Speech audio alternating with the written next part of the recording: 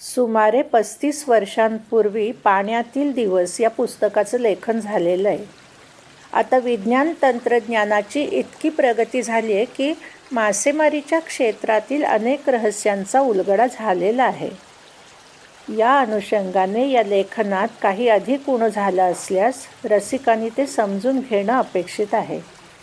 वेदपुराणातील किंवा रामायण महाभारतातील जे दाखले या लेखनात आलेत ते संबंधित मुळांचा शोध घेण्यासाठी आणि लेखनाचं सौंदर्य खुलवण्यासाठी. त्यांची सत्यासत्यता पडताळून पाहणे हे या लेखनाचे उद्दिष्ट नाही. कल्पनेचा डोळा उघडा ठेवून निर्मिलेली एक ललित कृती म्हणून पाण्यातील दिवसकडे पाहिले पाहिजे. एखादं पुस्तक मुद्रित माध्यमातून दृकश्राव्य माध्यमाकडे जाताना तांत्रिक बाबींमुळे तपशिलात काही घोटाळे होऊ शकतात. अशा वेळी जिज्ञासूंनी मूळ पुस्तक मिळवून वाचणं आवश्यक आहे हेही स्पष्ट करीत आहोत. पाण्यातील दिवस 1889च्या सुमारास माणूसच्या दिवाळी अंकात प्रसिद्ध झालं आणि त्यानंतर राजहंसने ते पुस्तक रूपात प्रसिद्ध केलं. 1993 साली त्याला राज्य शासनाचा उत्कृष्ट ललित लेखनाचा पुरस्कारही मिळाला. मासे कसे खावे याची माहिती देणारी अनेक पुस्तके मराठीत आहेत, पण मासे कसे मारावे याची ललित अंगाने माहिती देणारे हे मराठीतील पहिलेच पुस्तक आहे, असे उद्गार या पुस्तकासंबंधी बोलताना थोर साहित्यिक रवींद्र पिंगे यांनी काढले होते.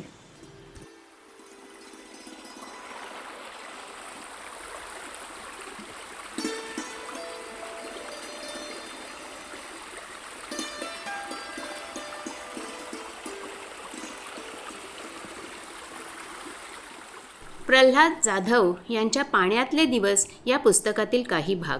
आजच्या आपल्या अभिवाचक आहेत डॉक्टर गीता जोशी आणि डॉक्टर सुलेखा आराध्ये. डॉक्टर गीता जोशी या MA PhD असून संगमेश्वर कॉलेजमधून मराठी विषयाच्या प्राध्यापिका पदावरून सेवानिवृत्त झाल्या आहेत. त्या लेखिका कवयित्री असून त्यांची 2 पुस्तकं प्रकाशित झाली आहेत. त्यातलं एक कविवर्य विंदा करंदीकर यांच्या काव्यावरील समीक्षात्मक प्रबंध लेणे प्रतिभेचे आणि डोकं शाबूत आहे ही मानसशास्त्रीय विश्लेषणात्मक कादंबरी, अशी ही 2 पुस्तकं. त्यांचं व्यक्तिमत्व अत्यंत अभ्यासू असून त्यांनी आकाशवाणीवरही कार्यक्रम केले आहेत. आजच्या दुसऱ्या अभिवाचिका आहेत डॉक्टर सुलेखा आराध्ये. त्या MA MPhil PhD आहेत. त्याही कथालेखिका आणि कवयित्री आहेत. फेसबुकच्या माध्यमातून त्या लेखन करतात. नवकथेतील स्त्री जीवन हा त्यांच्या PhDच्या प्रबंधाचा विषय. आपल्या कल्पनेचा डोळा उघडा ठेवून नदी, मासे, मासेमारी आणि अन्य जलचर यांच्या संगतीत कोकणामध्ये बालपणी घालवलेल्या दिवसांचं मनोज्ञ दर्शन घडवणारं हे पुस्तक म्हणजे पाण्यातले दिवस. ऐकूया पाण्यातले दिवस.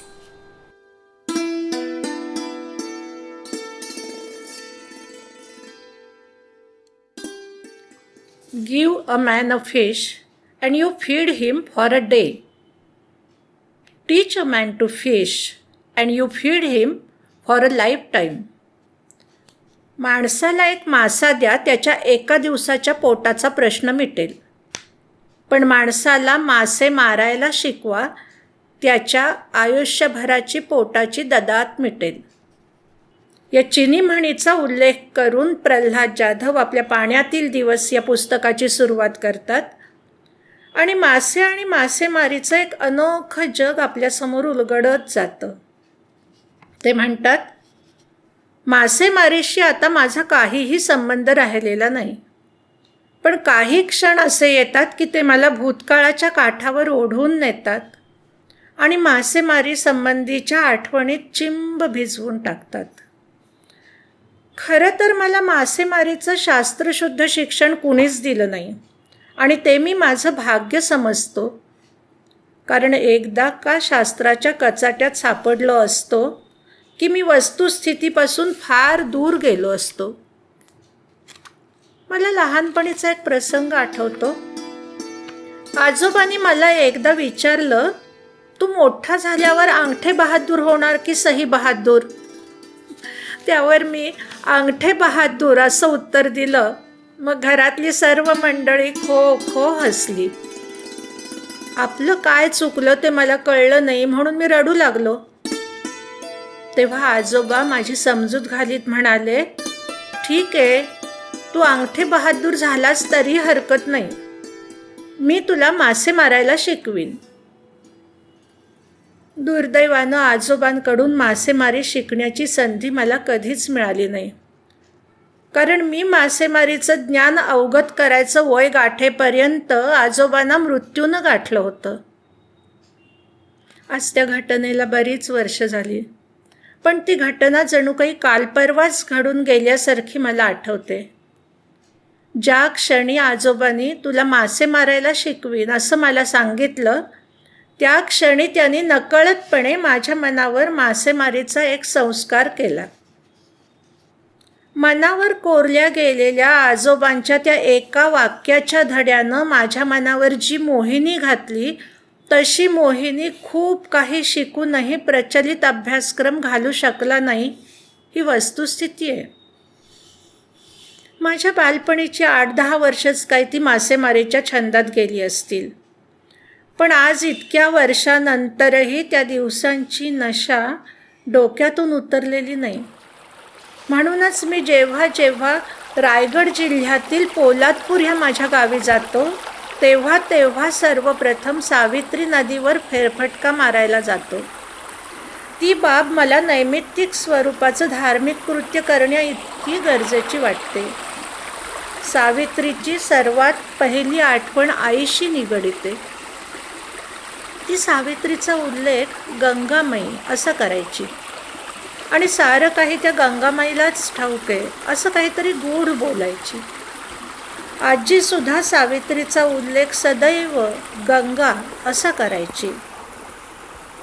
प्रत्येक ऋतूमध्ये सावित्रीच्या वेगवेगळ्या रूपांचं दर्शन होतं, पण अश्विनातील गौरी आणि आषाढातील दुर्गा ही तिची 2 रूपं मात्र कायम मनात रेंगाळतात.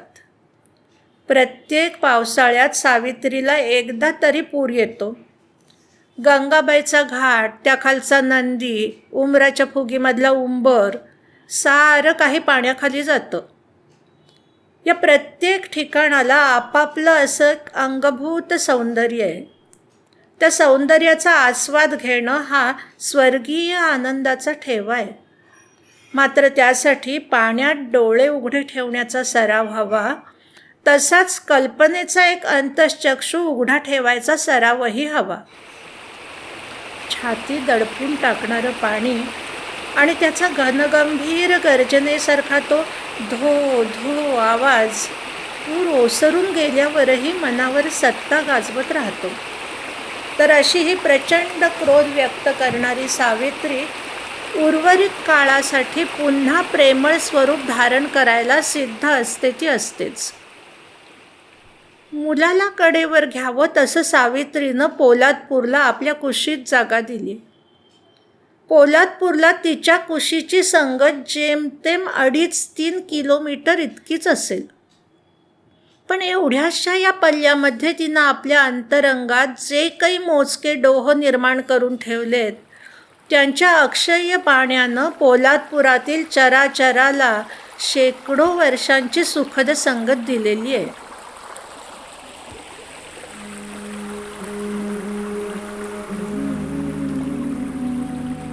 कोंडी हा सावित्रीमधील एक देखणा डोह आहे.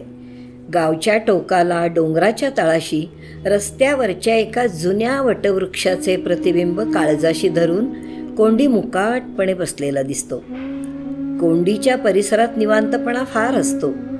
कडक उन्हाळ्याच्या अंतिम पर्वात गेलं तरी थारा लागणार नाही इतकं खोल पाणी आणि दम घुटणार नाही इतकी कमी रुंदी हे कोंडीचं वैशिष्ट्य आहे.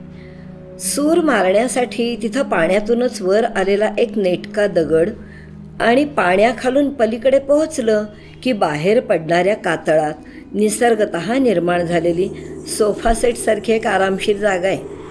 यामुळे कोंडीतलं पोहणं फार सुखकर असतं. ही बाह्यरचना हा जशा माणसाच्या आकर्षणाचा भाग होता, त्याचप्रमाणे कोंडीची विलक्षण म्हणावी अशी अंतर्गत रचना ही विविध प्रकारच्या माशांच्या आकर्षणाला कारणीभूत ठरली होती. कोंडीच्या तळाशी किंचितसं तोंड उघडलेल्या शिंपल्याच्या आकारासारखा एक खडक आहे. त्याचं आतील क्षेत्र पोकळ आणि विस्तृत असल्यामुळं वांबी किंवा अहिरासारख्या माशांना तिथं राहणं फारच सुरक्षित वाटतं. खडकाच्या उघड्या फट्टीतून आत जाणं म्हणजे तर दरवाजातून घरात जाण्यासारखंच त्यांना वाटत असावं. कोंडीत मासेमारी करणं हे फार मोठं आव्हान असतं. अट्टल मासेमारांना आव्हानात्मक स्थितीत मासेमारी करणं हे नेहमी आवडतं. आमचे आज्या कधी पोलादपूरला आले की मला घेऊन कोंडीत वांबी मारण्यासाठी जात. एकदा एक वांब त्यांचा गळ घेऊन त्या विशिष्ट कपारीत जाऊन बसली. तेव्हा त्यांनी तास दीड तासाची कडवी झुंज देऊन तिला गळासह बाहेर खेचत आणून काठावरच्या वाळूत कशी फेकून दिली होती तो प्रसंग आणि त्यावेळी आजोबांच्या चेहऱ्यावर असलेले विजयी भाव मला आजही जसेच्या तसे आठवतात. माशाच्या जन्माला येण्याच्या ऐवजी आज्या चुकून माणसाच्या जन्माला आले एवढी त्यांची माशांची आणि पाण्याची सलगी. आज्या म्हणजे जलचर सृष्टीचा चालता बोलता ज्ञानकोश. इतकंच काय, पण रामायण महाभारतासारख्या ग्रंथातील अनेक संदर्भ मिथकथा ते बोलता बोलता सांगत.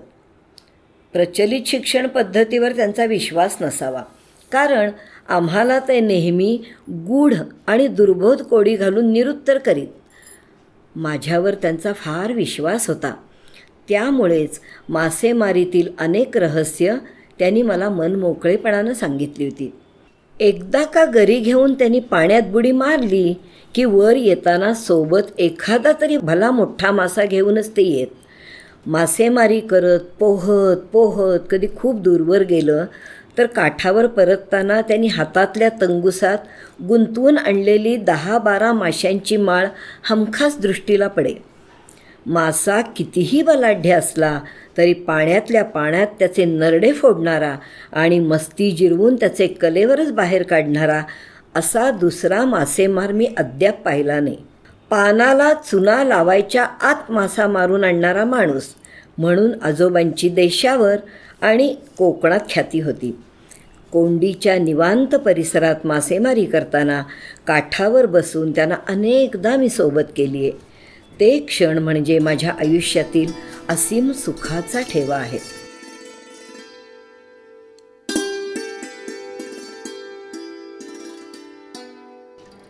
कोंडीच्या खालच्या बाजूला हंडी नावाचा डोह आहे.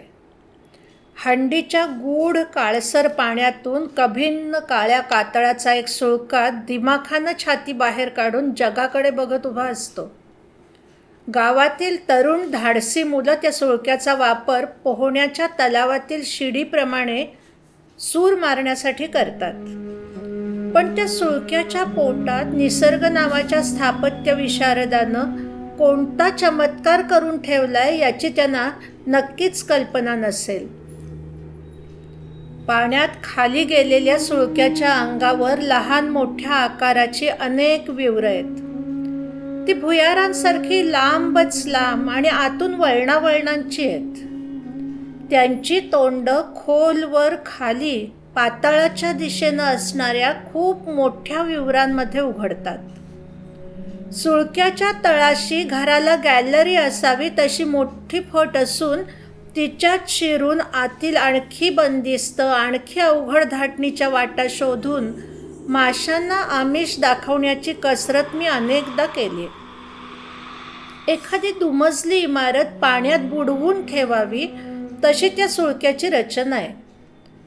टेरेसवर खेळणारी मुलं जशी जिन्यावरून धागडधिंगा घालत वर खाली फिरत असतात तशी तिथे माशांची ये-जा सुरू असते.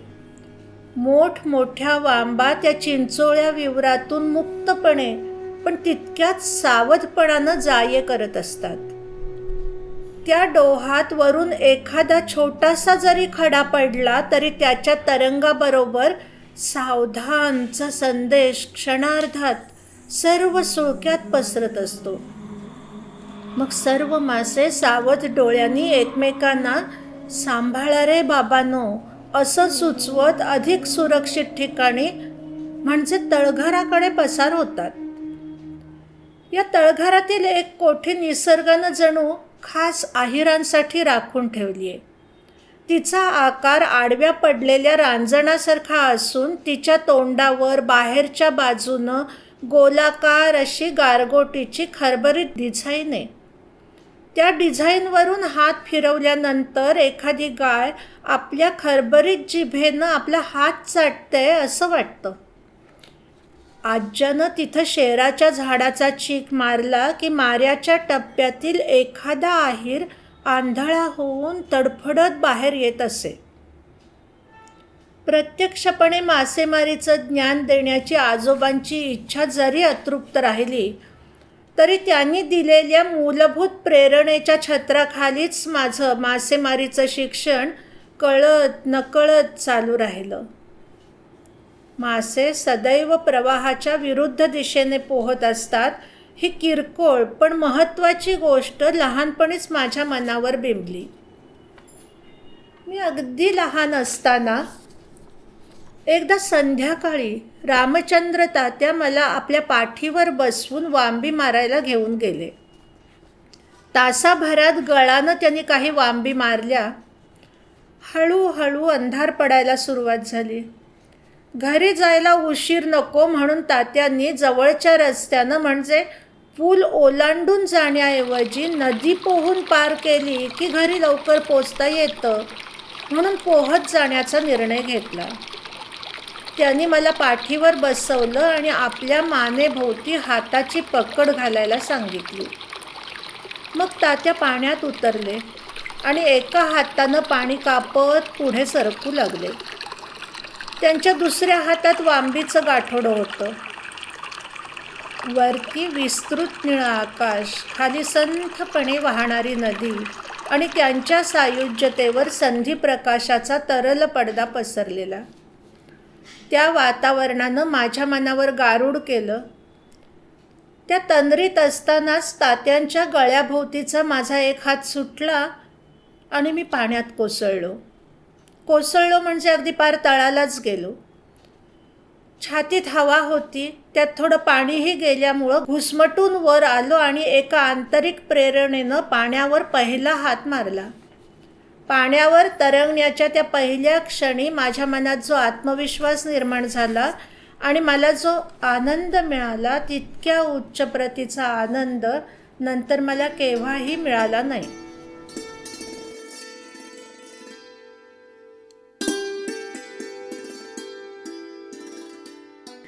सावित्री आणि चोळई यांच्या सुखद संगमाचं दर्शन बेडकीच्या डोहाशी होतं. बाजिऱ्याच्या धरणाला वळसा घालून पोलादपूरची वाट धरणाऱ्या सावित्रीला दक्षिणेच्या डोंगरातून आलेली चोळई नदी धस्कन भेटते. सावित्रीच्या वरून आलेल्या लोंढ्याशी संघर्ष करणारं चोळईचं पाणी माघार घेतं. त्यामुळं तिथं पाण्याचा फुगवटा निर्माण होतो. तो आकार पाण्यावर तरंगणाऱ्या बेडकीप्रमाणे असल्यामुळे या डोहाला बेडकी असं नाव पडलं असावं. संगमाच्या या ठिकाणी प्रचंड अजगराप्रमाणे सुस्तावून पडलेल्या कातळावर दोन्ही नद्यांनी आपलं डोकं आपटून जो उंच सखल भाग तयार केला आहे त्याचा फायदा उठवून गोऱ्या साहेबानं त्यावर पूल बांधला आहे. महाबळेश्वरकडे जाताना हा पूल ओलांडूनच पुढं जावं लागतं. पुलाच्या 4-5 गाळ्यातून शिस्तीत पुढं जावं लागल्यामुळं संतापलेलं पाणी खाली येताना कोपिष्ट गती धारण करतं आणि पुढच्या खडकावर धावून जातं. वर्षानुवर्ष चालू असलेल्या या आक्रमणामुळे त्या खडकामध्ये एक मोठी घळ निर्माण झाली आहे. त्या घळीचा फायदा उठवून वांबी, शिंगटी, कोलंबी असले मासे आपापली जागा निश्चित करून तिथं नांदत असतात. अशा या सावित्रीमध्ये डुंबण्यात आणि मासेमारी करण्यात माझं अवघं बालपण गेलं. पण त्या ओल्या दिवसांच्या आठवणी माझं जीवन व्यापून उरल्यात. सावित्रीसारख्या लघुत्तम नदीपासून ते अगदी गंगा यमुनेसारख्या विशालकाय नद्यांपर्यंत अनेक लहान मोठ्या नद्या मी जवळून पाहिल्यात, त्यांच्यात संचार केला आहे. पण सावित्रीच्या पाण्यात उडी मारून बाहेर पडल्यानंतर जे सुख अंगावरून निथळत राहतं त्याला कुठेही तोड नाही.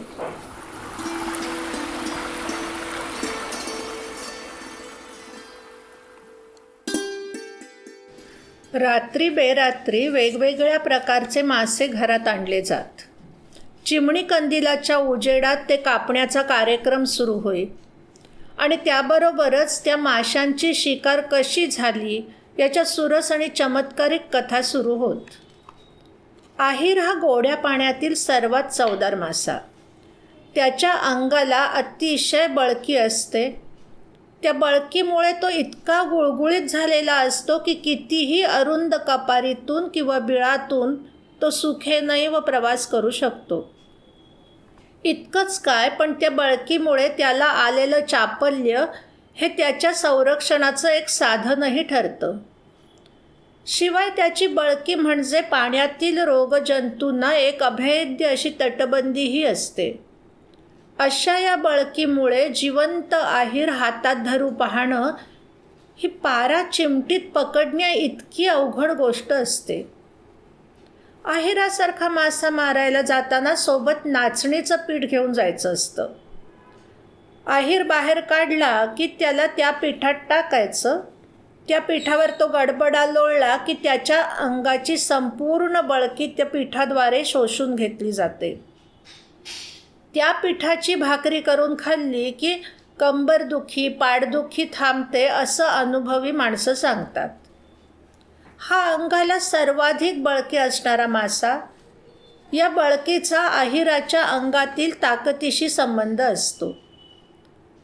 हा दुर्मिळ आणि शक्तिशाली मासा असल्याने त्याच्या सेवनाने लैंगिक सामर्थ्यात वाढ होते असाही एक प्रवाद आहे.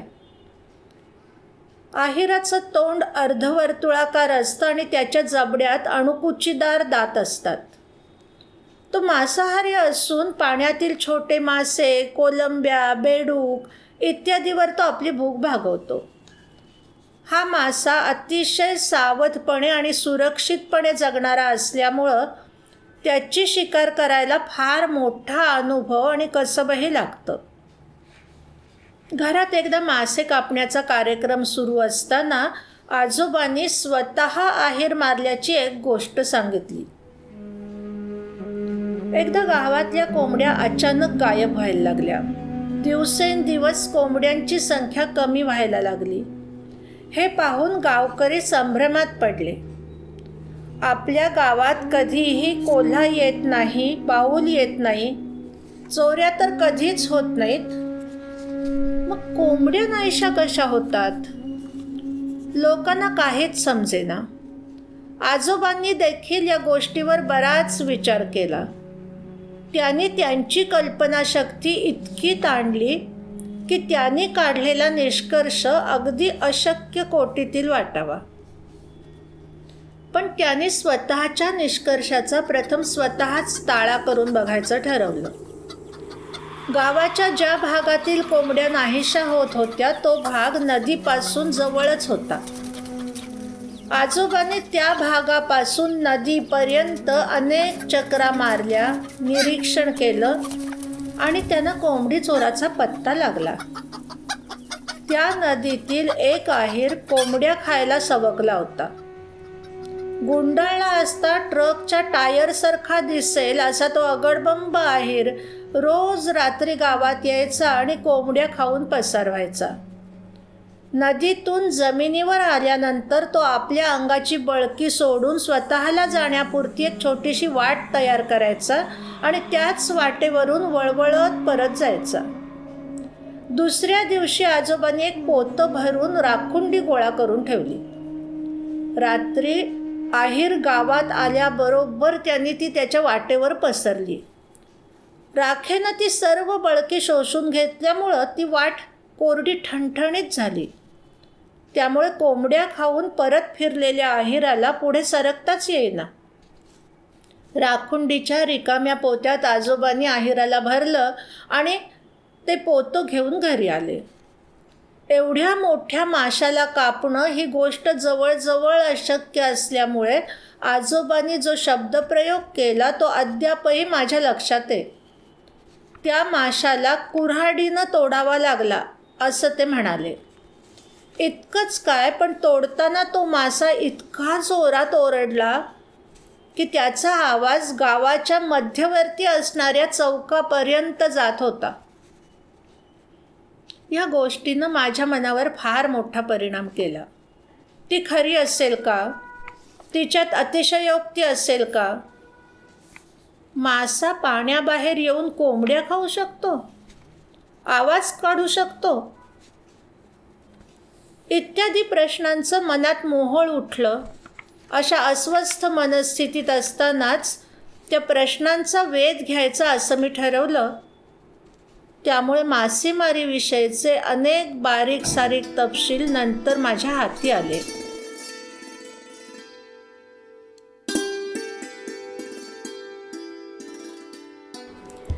कोलंबी ही नेहमी संथ पाण्यात राहते. पाण्याच्या तळाशी वाढणाऱ्या पाण वनस्पती, झुडपं किंवा तिथं असणाऱ्या दगडधोंड्यांच्या अडगळीत वावरणं तिला सोयीचं असतं. पाण्यात सरळ बुडालेल्या कातळाला जर मधल्या थरात एखादी कपार असेल तर त्यातही कोलंब्या राहतात. हा प्राणी कळपाने राहणारा असून एखाद्या निवांत ठिकाणी जर एखादा मासेमारी करत बसला असेल आणि अशा ठिकाणी जर कोलंब्यांचा थवा अवतीर्ण झाला तर सतत गळ ओढून त्या मासेमाराला त्राही भगवान करून सोडतात. आज्यांनी कोळंबी पकडण्यासाठी एक सोपी युक्ती सांगितली होती. ज्या ठिकाणी कोलंब्यांचा राहुटा असतो अशा ठिकाणी चांदण्या रात्री तांदळाच्या मुठभर कण्या फेकायच्या. कण्या खाणे कोळंब्यांना फार आवडतं. मग त्या कोळंब्या कण्या खाण्यासाठी एकत्र जमतात. अर्धा पाऊण तासाचा कालावधी गेला की मग वरून पाग टाकायचा.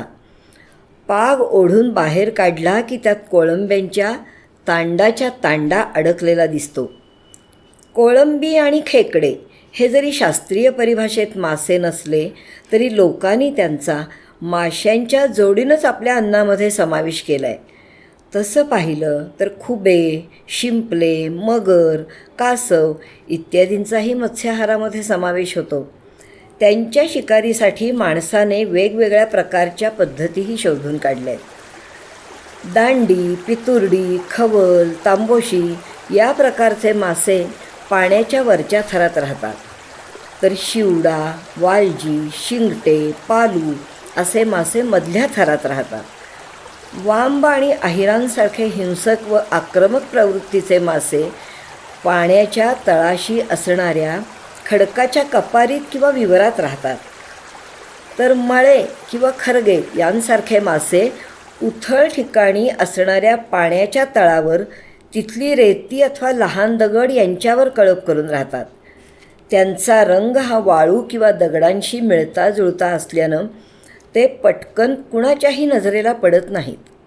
स्वसंरक्षणाच्या दृष्टीने ते त्यांचं एक प्रकारचं शस्त्र असतं. भुरटा चोर जसा बँकेवर दरोडा घालत नाही त्याप्रमाणे खवल कधीही गरीच्या गळावर तोंड घालत नाही. मळ्याचा मासा हा फक्त कंडाळात किंवा पागात सापडू शकेल, पण तो गळाला कधीही तोंड लावत नाही. तर अहिर किंवा वांब यापैकी कोणत्याही पद्धतीला बळी पडणार नाहीत, तर त्यांना फक्त गरवूनच मारता येतं. कंडाळ लावून मासे मारणे, पागवणे, गरवणे, पालवणे, माच घालणे, चीक मारणे, बांधण घालणे, गळाने मासे मारणे या मासेमारीच्या पद्धती आहेत. मासेमारीचं पारंपरिक शास्त्र हे अशा प्रकारच्या सूक्ष्म निरीक्षणावर, मासेमारांच्या स्वानुभवावर आणि त्यांच्या दांडग्या मेहनतीवर आधारलेलं आहे. ते कोणत्याही ग्रंथाद्वारे वा मंत्रतंत्राद्वारे सिद्ध झालेलं नाही. चवीच्या बाबतीत जर अगदी क्रमवारीच लावायची तर अहिराला जगात तोड नाही. अहिर हा दुर्मिळ मासा असल्याने तो खायला मिळणं ही पण पर्वणी आहे. मसाला वापरून तयार केलेलं त्याचं लिफतिफीत कालवण म्हणजे स्वर्गीय आनंदाचा ठेवा असतो. अहिराची वरची तैलयुक्त कातडी अतिशय स्वादिष्ट असते. ती नुसती जिभेवर ठेवताच वरच्यावर विरघळून उभ्या देहात तृप्तीची सुखद शिरशिरी निर्माण करून जाते. अहिराच्या तुकड्या बर्फीच्या तुकड्याहून कमी नसतात. अशा स्वादिष्ट तुकड्यांचा आस्वाद घेत खाताना अन्न हे केवळ उदरभरण नसून यज्ञकर्म कसं आहे त्याचा प्रत्यय येतो. आहीर खाऊन झाल्यानंतर हातावर दीर्घकाळ रेंगाळत राहणारा त्याचा हवासा ओशट गंध मैफिल संपल्यानंतरही मनात रेंगाळत राहिलेल्या सुरांसारखाच जीवाला सुखवत राहतो.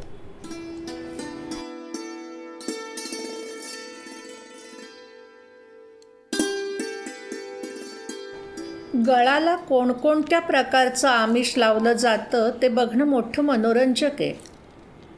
गांडूळ हे सर्वश्रेष्ठ आमिष आहे असं मानतात, कारण माशांच्या बहुसंख्य जाती गांडुळाचं आमिष अगदी आनंदानं खाताना दिसतात.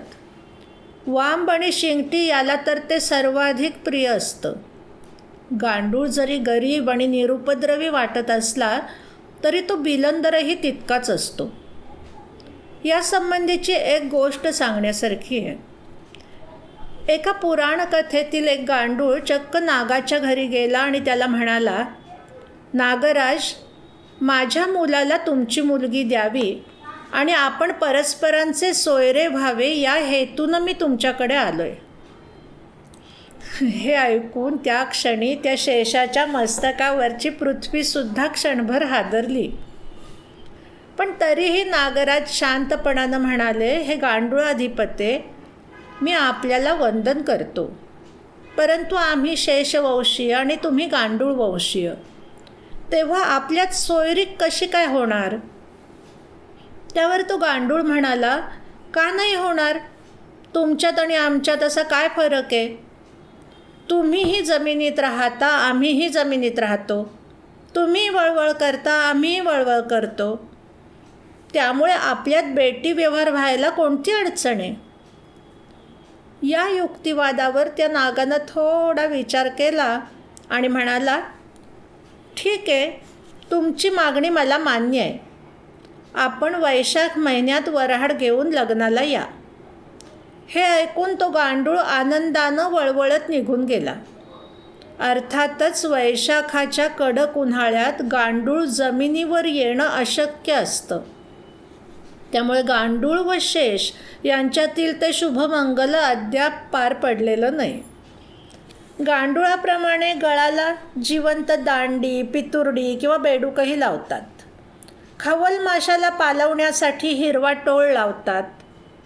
पावसाळ्याच्या हंगामात पावसाचा पहिला झपाटा सुरू झाला की प्रचंड लाल भडक पाणी वरून वाहत खाली यायला लागतं. अशा वेळी दूरदूरच्या क्षेत्रातले काही बुजुर्ग मासे विस्थापित होतात आणि पाण्याशी शक्य तितका प्रतिकार करत स्वतःचा जीव वाचवत वाहत राहतात. पाण्याच्या प्रचंड लोंढ्यामुळं त्यांना खायलाही मिळेनासं झालेलं असतं. पाणी खदूळ झाल्यामुळं त्यांच्या श्वसनासाठी प्राणवायूही कमी पडतो. अशा अस्वस्थ स्थितीत जेव्हा त्यांच्यासमोर मोठ्या माशाचं आमिष पडतं तेव्हा ते क्षणाचाही विलंब न लावता त्याच्यावर तोंड टाकतात आणि आपलं मरण ओढवून घेतात. नदीला जेव्हा पूर येतो तेव्हा असे अनेक मासेमार एखाद्या उंच ठिकाणाहून किंवा पुलावर उभं राहून लांब दोरीच्या गळानं मासेमारी करताना हमखास दिसतात. तेव्हा त्यांच्यापैकी एखाद्याच्या तरी गळाला चांगला 2.5-3 फूट लांबीचा हस्तितंती रंगाचा मिशीवाला शिवडा किंवा सुंदर खाशी सुबक ठेंगणी तांबोशी लागलेली दिसते.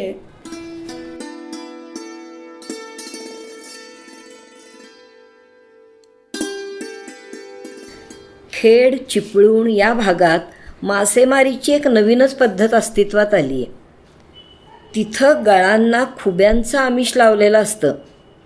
या पद्धतीनं मासेमारी करणारे मासेमार संध्याकाळच्या वेळी तागी दोराला गळ बांधून निघून जातात आणि पहाटे फटफटण्याच्या सुमारास परत येऊन आपापले दोर बाहेर काढतात. तेव्हा खरबे, शिवडे, खवण, शिंपी, पाती अशा प्रकारचे मासे गळात अडकलेले दिसतात. गळ रात्रभर पाण्यात पडून असतात. अशा वेळी विसविशीत किंवा माशांना टोचलून टोचलून खाता येईल अशा प्रकारचं आमिष लावणं धोक्याचं असतं. खुब्याचं आमिष हे अतिशय चिवट असून तुटता तुटत नाही. त्यामुळे त्याचा अनुनय करून कंटाळलेला मासा अखेर गळासहित आमिष गिळतो आणि स्वतःहून मृत्यूच्या दाढेत जातो. बहुसंख्य मासेमार माशांकडे केवळ उत्पन्नाचं साधन किंवा अन्न म्हणून पाहतात. पण काही निवडक मासेमारांना मासेमारी हा एक अभिजात क्रीडा प्रकार वाटतो. जे हाडाचे मासेमार आहेत ते माशांना कधीही कमी लेखत नाहीत किंवा कपटानं त्यांची शिकार करत नाहीत, तर माशांना ते सामर्थ्यशाली प्रतिस्पर्ध्याचा दर्जा देतात. माशांकडून पराभूत झाल्याचे प्रसंगही ते पराक्रम गाजवल्याच्या इतरांना सांगतात. अशा मासेमारांच्या हातून मरणारे मासेही स्वतःला भाग्यवान समजत असतील. गळाने अनेकदा वांबीही मारता येतात. चिचुंद्रीसारखे निमुळते होत गेलेले तोंड आणि लांब लचक देहयष्टी असणारा हा मासा मरायलाही अतिशय चिवट पण तितकाच रुचकरही असतो. थोडं बारकाईनं पाहिल्यास वांबीच्या अंगावर वेलबुट्टीसारखी नक्षी दिसते. तिच्या शेपटीचा तडाखा फार जबरदस्त असतो आणि तिच्या पाठीच्या कण्यावरील उलट्या करवतीसारखी काट्यांची रांग म्हणजे तर साक्षात रक्तपाताचं आव्हान असतं. गळाने झिंगे मारणे हा अतिशय वेळ काढू पण कौशल्यपूर्ण असा खेळ असतो. मोठ्या कोलंबीला झिंगा म्हणतात. यालाच इंग्रजीत प्रॉन्स असं म्हणतात. तो गळाला लागणं आणि खायला मिळणं हा एक योगच समजला जातो. झिंगे गळ गिळू शकत नसल्याने ते आपल्या नांग्यांनी गळ पकडतात आणि अतिशय वेगाने ताणत नेतात. त्यावेळी मासेमाराला वाटतं एखादा मोठा मासाच आपल्या गळाला लागलेला असावा, म्हणून तो मोठ्यानं हिसडा देतो. पण त्याच क्षणी झिंगा गळ सोडून देतो आणि फक्त हलका झालेला गळच वरती येतो. असं 5-6 वेळा झालं की तिथं झिंगा उठलाय हे मासेमाराच्या लक्षात येतं आणि मग तो आपली मासेमारीची शैली बदलतो. नाजूक गोंड शेपटीचा, कुरळ्या कुरळ्या पायांचा, कवचाला केशरी झूल असणारा, झोगदार झिपऱ्या मिशांचा आणि मुलायम गुलाबी राजस व्यक्तिमत्वाचा झिंगा पाण्यातून वर येताना लांड्या स्कर्टमधली बॉबकट केलेली एखादी अँग्लो इंडियन पोरगीच बाहेर आली आहे की काय असं वाटतं. अर्थात झिंगा पकडण्यासाठी ज्या कौशल्यानं त्याचा अनुनय करावा लागतो त्या कौशल्यानं जर एखाद्या मुलीचा अनुनय केला तर झिंग्याच्या आधी ती मुलगीच पदरात पडायची शक्यताही जास्त.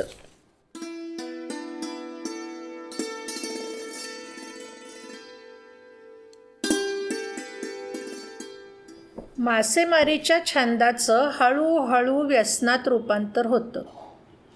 पण हे व्यसन मात्र प्रत्येकाला लागावं इतकं चांगलं आहे. गळानं मासेमारी करणारा माणूस हा जवळजवळ समाधी अवस्थेपर्यंत पोचलेला असतो. अमेरिकेचे राष्ट्राध्यक्ष निवडणुकांचे निकाल जाहीर होताच थेट मासेमारीसाठी का निघून जातात, किंवा नेपोलियनला हौदात मासे पकडून त्याचं निरीक्षण करण्याचा छंद का लागला होता याचा पडताळा घेऊन पाहण्यासारखा आहे. मासे पकडण्यासाठी मासेमार ज्याप्रमाणे डावपेच आखत असतो त्याप्रमाणे मासेही त्या गळाला बळी न पडता त्यावरचा आमिषच तेवढं कसं लंपास करता येईल याविषयी आपल्याही चाली रचत असतात. मासा पाण्यात आणि माणूस भूमीवर या 2 भिन्न माध्यमांमधील प्रतिस्पर्धी एकमेकांवर मात करण्याचा प्रयत्न करीत असतात आणि शत्रू पक्षाला नामोहरम करण्याची स्वप्न बघत असतात. म्हणून या लढतीचा अनुभव घेणं म्हणजे स्वतःच्या सामर्थ्याची परीक्षा घेण्यासारखंच असतं. शिंगटे नावाचा जो मासा असतो तो अगदी बिलंदर, हुशारही तितकाच.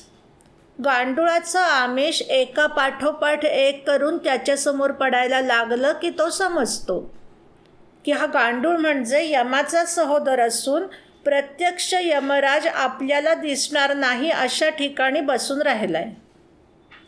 अशा वेळी ते शिंगटे आणि त्यांचे ते आप्तेष्ट मासेमाराला दमवण्यासाठी एक नामी शक्कल लढवतात. पाण्याच्या तळाशी पडलेला गळ शिंगटी अगदी जेमतेम तोंडात धरतात आणि सुरकन खबदाडीत नेऊन अडचणीच्या जागेत कुठेतरी अडकवून ठेवतात. मासेमाराचं नशीब बलवत्तर असेल तर गळ सुटतो, पण तोपर्यंत शिंगट्यांनी टोचलून गळावरचं आमिष खाऊन टाकलेलं असतं. मग पुन्हा एकदा आमिष लावून गळ पाण्यात टाकायचा आणि पुन्हा शिंगट्यांनी तो अडकवून ठेवायचा, असा वैतागवाणा खेळ सुरू होतो. अशा वेळी मासेमाराचं मानसिक संतुलन बिघडल्यास गळ सोडवताना अनेकदा तो तुटतो. शिंगटी वारंवार असा त्रास द्यायला लागली की तिथले मासे चावट झालेत असं म्हटलं जातं आणि मग तो मासेमार आपली सारी आयुधं उचलून तेथून चालता होतो. शिंगटी चवीला उत्तम असली तरी ती अशी व्रात्य असल्यामुळं मासा नको पण गळ आवर असं म्हणण्याची पाळी येते.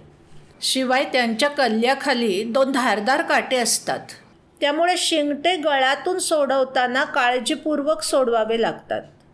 नाहीतर त्यानं जर का आपला काटा मारला तर त्या ठिकाणाहून रक्त तर निघतंच, पण नंतर विंचवाच्या दंशासारखा फणकाराही मारतो.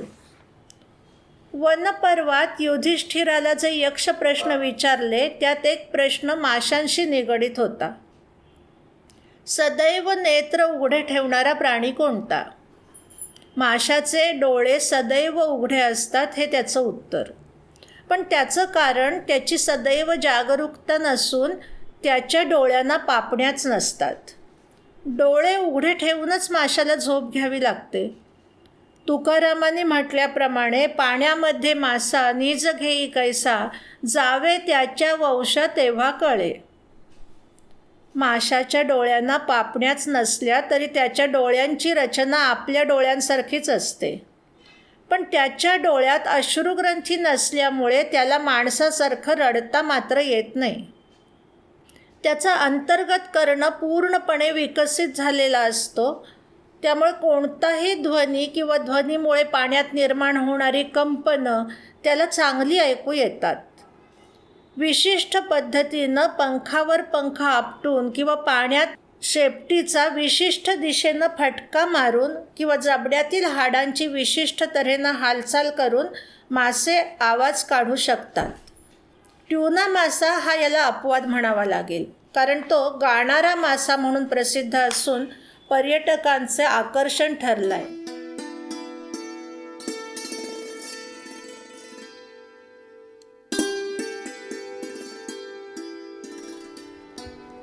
माझ्या आईचे वडील कलनाथ राजपूत. केवळ गळाच्या साहाय्यानं सुसरीची शिकार कशी करायची हे मी आईच्या आणि देववाल्या मावशीच्या तोंडून अनेकदा ऐकले. सुसरीची मिठी किती भयंकर असते याची कल्पनाही आपल्याला गजेंद्र मोक्षाच्या कथेतून आलेली असते. भोग लालसेचं वर्णन रामदासांनी काममगर मिठी या शब्दाने केले. अशी घोड्या एवढी भयंकर स्वरूपाची सुसर केवळ गळाच्या साह्यानं मारायची ही कल्पना जीवाचा थरकाप उडवणारी आहे. सुसरीच्या शरीराची रचना आणि तिची जीवनपद्धती यांचा सूक्ष्म अभ्यास करून आजोबांनी तिच्या शिकारीची एक पद्धत ठरवलेली आहे. तिच्या लांबलचक जबड्यावर मागच्या बाजूचे डोळे हे वरून चिकटवल्यासारखे दिसतात. शिवाय तिचे डोळे 180पेक्षा जास्त कोनातून फिरत असल्यामुळे मागच्या बाजूचे भक्ष्य पाहण्यासाठी तिला मागं वळून पाहावं लागत नाही.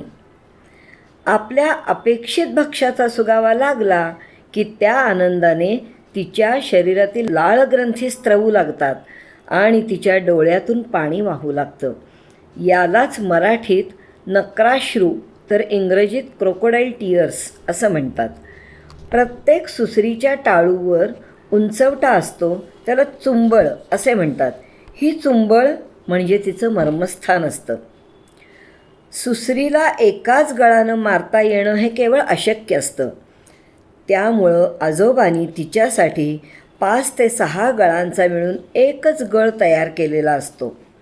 म्हणजे आपलं मनगट ही गळाची मुख्य दोरी असं जर मानलं तर पुढची 5 बोटं ही 5 गळांच्या उपदोऱ्या झाल्या. त्या दोऱ्यांना पुढच्या टोकांना मोठे गळ भक्कमपणे बांधलेले असत. त्या गळावर बेडूक बांधला जाई. सुसर एकदा का गळाला लागली की संतापून सर्व डोहभर धुमाकूळ घालीत फिरे आणि थकून जात असे. या तिच्या संभ्रमित मनस्थितीचा फायदा घेऊन पुढच्याच क्षणी उडी मारून आजोबा तिच्या पाठीवर स्वार होत आणि तिच्या चुंबळीवर एक निर्णायक प्रहार करत. मासाविरुद्ध माणूस, शक्तीविरुद्ध युक्ती असा तो विलक्षण चित्तथरारक संघर्ष फक्त 15 ते 20 सेकंदात संपे आणि विजयश्री आजोबांकडे सोपवून ती सुसर राम म्हणे. कोकण पट्टीतील बऱ्याच खेडेगावातून खेकडी पकडायला जाणे हा एक रोमहर्षक अनुभव असतो. खेकडे पकडण्याच्या पद्धतीला खेकडी भरडणे असं म्हणतात. खेकड्यांच्या निसर्गविषयक आकलनाचा माणसानं घेतलेला विलक्षण गैरफायदा पाहून त्याच्या बुद्धिमत्तेला दाद द्यावी की त्याच्या दुष्टपणाबद्दल त्याला दूषणं द्यावी असाच प्रश्न पडतो. आपल्याला कल्पना असते की आभाळात काळे ढग दिसायला लागल्यावर मोर पिसारा फुलवून नाचायला लागतो. वळिवाच्या सरीपूर्वी आलेल्या मातीच्या धुंद वासानं खिल्लारं वारा प्यायल्यासारखी उधळू लागतात. वादळाचा सुगावा लागला की शहामृग वाळूत डोकं खुपसून बसतं. त्याप्रमाणे एकदा का आभाळात ढगांचा गडगडाट सुरू झाला की खडकाखाली खोलवर तळाशी जाऊन बसलेली खेकडी भराभरा बाहेर येतात. त्यांची ही सवय लक्षात घेऊनच माणसानं खेकडी भरडणे या अभूतपूर्व पद्धतीचा शोध लावला आहे.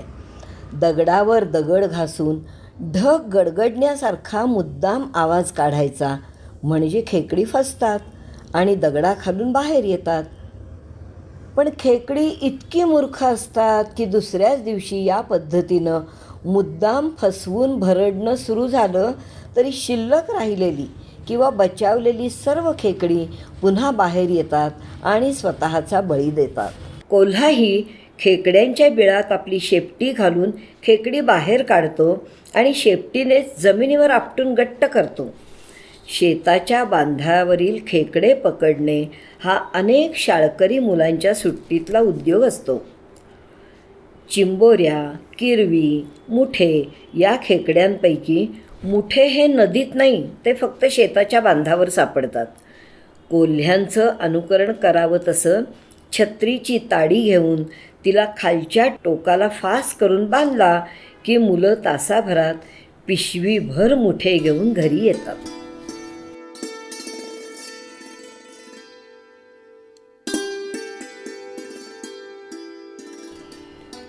कासवी आपल्या पिलांचा प्रतिपाळ कसा करीत असेल याविषयी ज्ञानेश्वरीत फार उत्तम विश्लेषण सापडतं. आई मुलाला आपल्या कुशीत घेते, पाखरं आपल्या पिलांना पंखाखाली घेतात, गाय वासराला चाटते.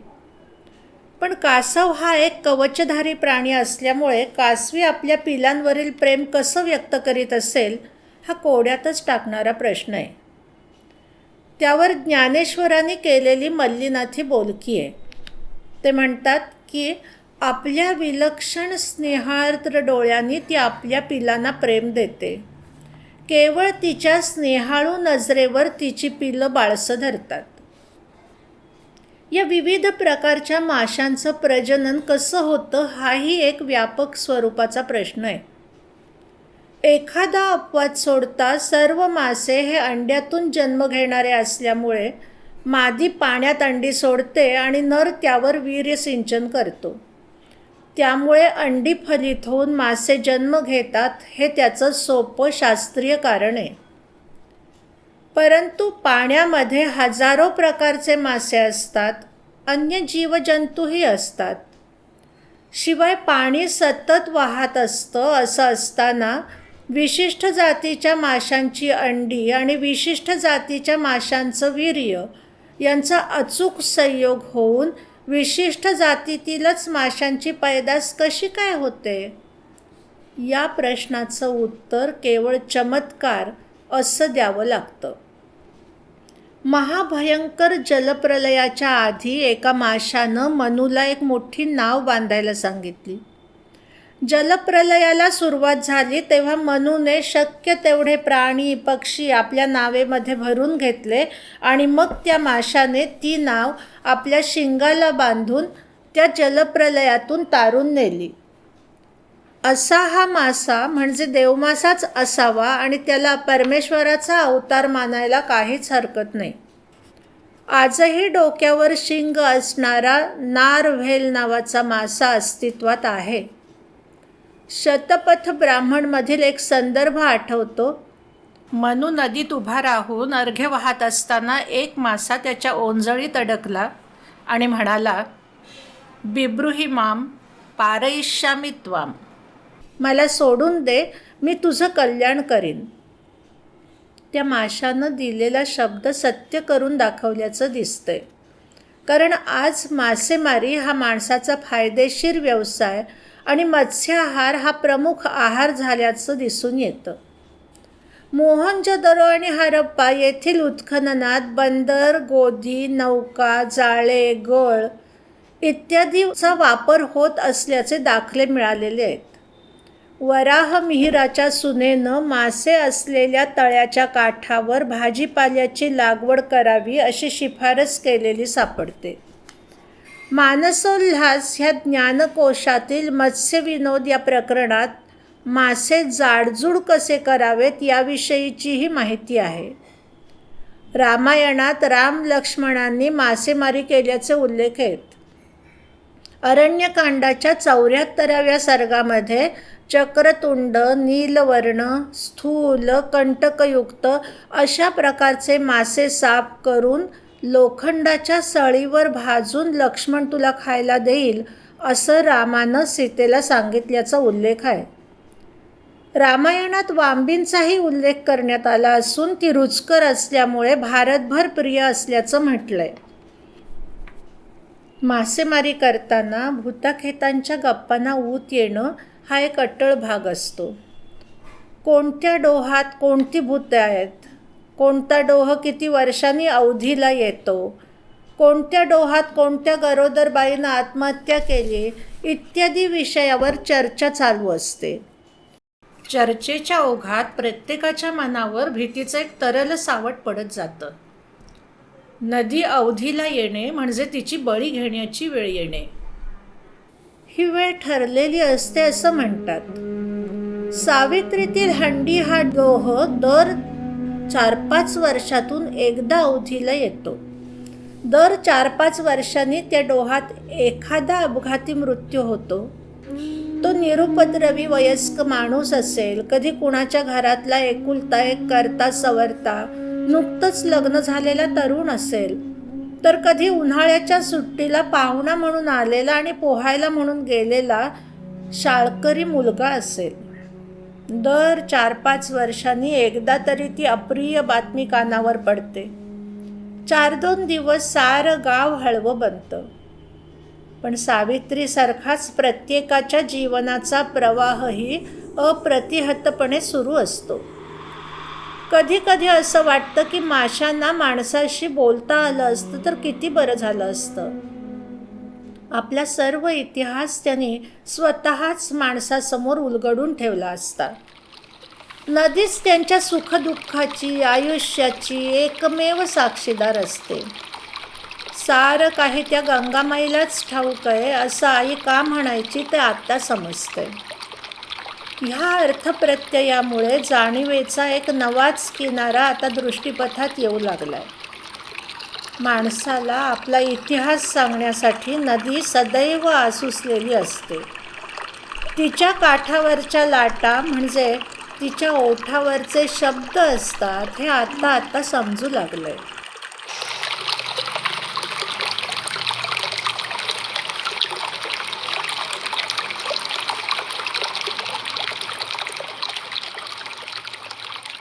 नदी नव्हे ही निसर्गनीती, आत्मगतीने सदा वाहती नदी नभे ही निसर्गनीती आत्मगतीने सदा वाहती लाभहानीची लवही कल्पना नाही तिज ठाई